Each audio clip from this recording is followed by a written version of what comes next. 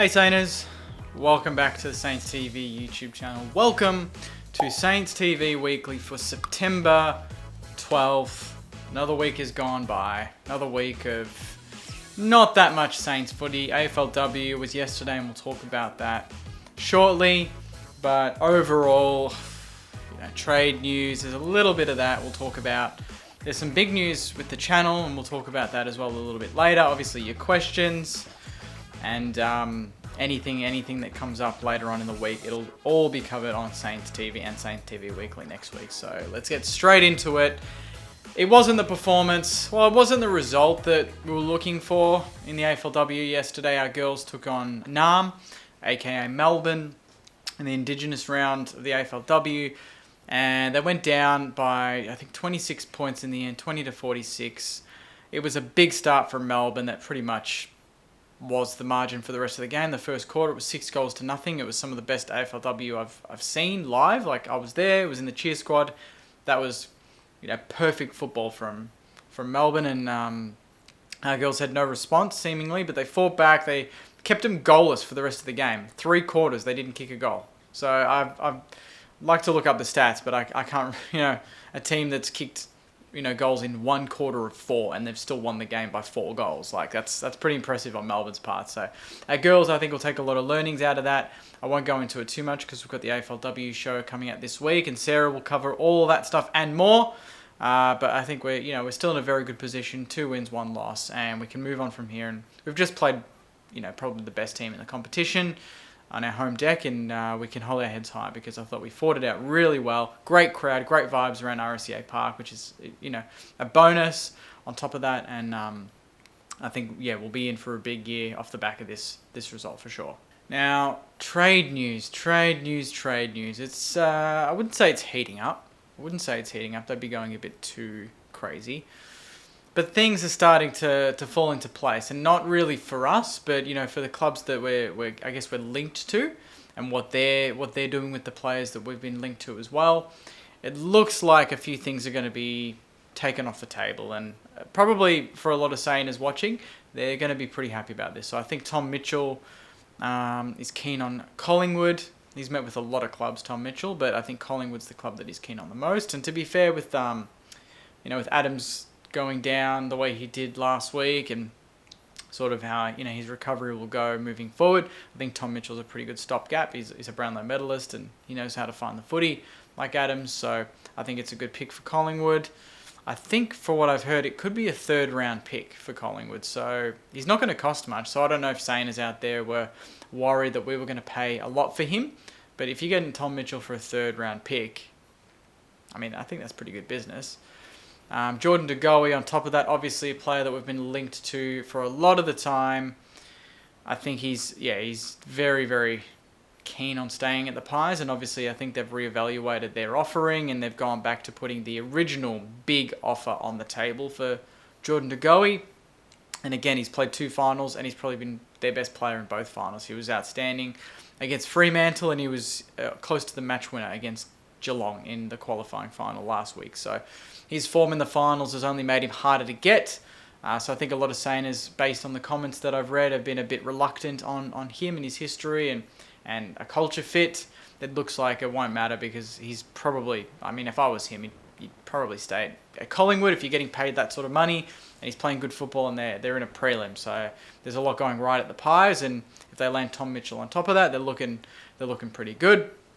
In terms of players on the outer for us, obviously the 2 main talking points over the last week or 2 has been Ben Long, originally to North Melbourne, and Hunter Clark, who I guess there weren't clubs that came out saying they were interested in him, but there was strong word from a few sources, and it did break, I think, through SEN late last week, that if the right offer did come in front of us, then we'd look at it and we'd consider it. And what that right offer is, I don't know. Is it a 1st round pick? Because I think that's probably the only offer that you'd consider.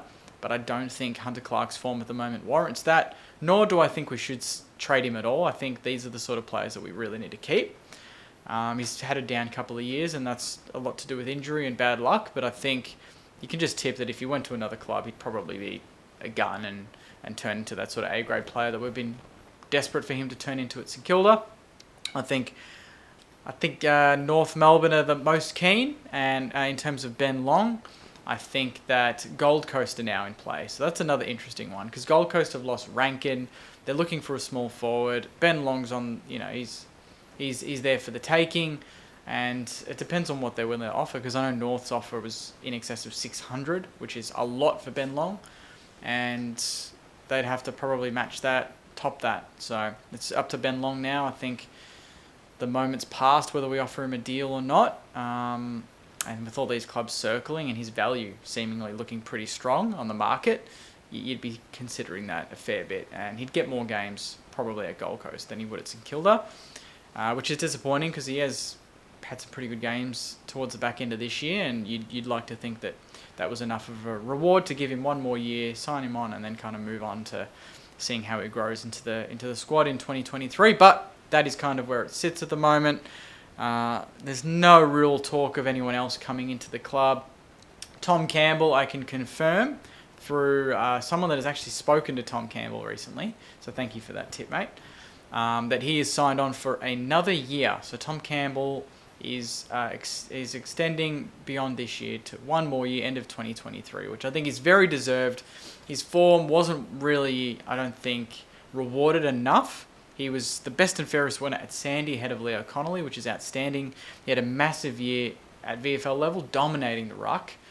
And we only really gave him a shot at the AFL standard late in the year. And even then, I thought he was really good and supported Rowan Marshall really well. So I think that's really deserved. I'm glad that we've done that, because getting another ruck has kind of been a focus the last couple of years. So I wonder if we still will look at another ruckman on top of Campbell. He might still be third in line, but he's still a very good third in line type ruckman. So whether we look at on the trade table, look at other clubs, maybe the draft even, see if there's other ruckmans there. We've got Max Heath developing. There's a lot of options for us in the ruck department now, even with Paddy Ryder retiring. So a bit of good news there. Tom Campbell's signing on for one more year. Not yet announced, I believe, by the club, but it should be in the next couple of days, you'd think.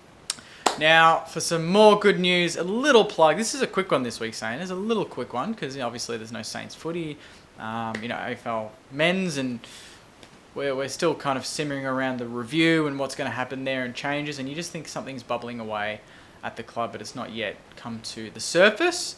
But for us, the podcast tonight, Monday night, you would have seen possibly on Instagram last night and Facebook that I announced that our special guest for the podcast for episode, I think, 98 of the podcast is Jack Sinclair. Hopefully in the studio, in the flesh, would be outstanding. So it's going to be a massive one. That'll drop later tonight. And then the video we're going to try and get up early before the best and fairest tomorrow night on the YouTube channel. So you can watch that before he probably wins the best and fairest, to be honest. So it'll be good to chat to him about his year and all that sort of stuff. So stay tuned for that. And then on top of that, we've got the best and fairest watch along tomorrow night. So obviously not everyone can go to Crown Palladium and pay $300 to go. I am going to be streaming tomorrow night from 6:30. I'm going to be watching it from home, but you're all more than welcome to join in and watch it with me, react and have a chat, comments. Let's create a discussion. Just talk about the year, talk about the players that are going to be awarded tomorrow night, and have a good night. So that's tomorrow night from 6:30 on Facebook Live, YouTube, Twitter, a bunch of platforms. It's going to be simultaneous stream, so make sure you tune in from 6:30 tomorrow night as well. And to end the show, as I always do, a couple of questions. Let's go for a couple of questions. I was going to go through more. I've got two, but there were so many relating to Sinks, and I've got to save them for tonight. Obviously, I can't answer them on behalf of Sinks now. Majority of 80% of them are about his mullet, but we'll try and filter through and get a few different ones. A bit of variety for Sinks would be good. But this is straight off the bat for now. This is from Tim. What went wrong in the second half of the season, and how do we fix it? What went wrong, I don't really know the answer to that. I think even the club don't really know, hence the review. But from what I like to think, it was a mix of mentality, and I think we tried to change our game plan or our approach, and we went into almost protect the 8-3 record mode. We didn't go for 9-10. We tried to say, okay, well, 8 wins at the moment is enough. Let's try and play a bit more defensive, slow it down, and it just didn't play to our hands. It played into our opponent's hands, and we lost games that we shouldn't have because we didn't play proactive football. I think also fitness could have dropped. I don't know if other teams caught up to us. That's another thing. And obviously, the biggest thing I think for me was midfield connection to the forward line. We got a lot of the ball, as much as our opponents when you look at the disposal stats. But when we go inside 50, our conversion rate, compared to the first part of the year, was the opposite. We were one of the most efficient teams going inside 50 at the start of the year. Completely like bottom 4 standard in the second half of the year. So there's a big gap there between our best and our worst. And how do we fix it? This review is going to be a good start. Lenny Hayes coming in is going to be a good start. But I think we need to really shift the mentality of the players. And until that's done, I really don't think we'll get close to winning a flag. I think even if you play really good football, if you don't really believe it's not clicking up here, but it's clicking everywhere else, I still don't think it's enough. It's more this. Like Friday night, seeing Brisbane overturn that deficit against Melbourne, that wasn't just execution. It was really mental toughness and something that they haven't had against Melbourne in recent years, and they overcame that and got the job done. They broke the barrier. We need to start breaking those barriers. And this one's from Andrew. Could Josh Battle play in the midfield next year like a Patrick Cripps? He has the fitness. But it just depends on if we can afford to move him anywhere, outside of that centre-half back position. Because he was one of the hardest defenders to kick goals against. I think he only conceded 20 goals in his 22 games or whatever it was. It was nuts. Top 3 in the AFL for that. Or if not, number 1, I can't remember. And he had a great year settling at centre-half back. I don't want to keep shuffling him around because there's going to be games. If we played him in the midfield, but then we're getting beaten in the midfield, then we throw him at centre-half back, but then we need goals, throw him into the forward line.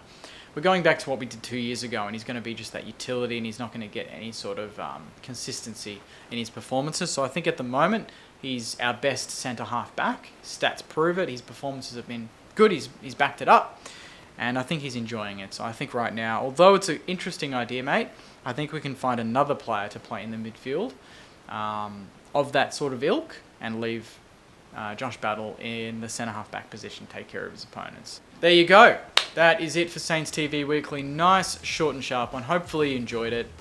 If you did, I'd really appreciate it. If you liked the video, leave a comment. Ask me whatever you want. If it's trade-based or is it other news that wasn't discussed in this video, I'd love to discuss it. Put it in the comments. And most importantly, hit the subscribe button. Let's get over 5,000 as soon as possible. It's growing every day, but let's just speed it up and get going for a big 2023. And obviously, this year's not done yet. There's going to be a lot of content coming out in the next couple of months. I'm planning some big things, and some of them are going to be exclusive to YouTube. So unless you're subscribed, you may not get notified. So hit the subscribe button, join the Saints TV subscriber base, and you get notified on all of the new content as it drops, including the Jack Sinclair interview, hopefully dropping this time tomorrow, which will be amazing.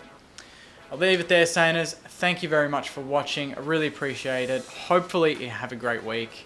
It's going to be a big week for the club, obviously. We've got the potty tonight, then we've got the best and fairest tomorrow night, and obviously news breaking every single day, which we'll cover on the Saints TV channel. So enjoy your week, Sainers, and I'll see you in my next video. Take care, and go you mighty Sainers. See you guys.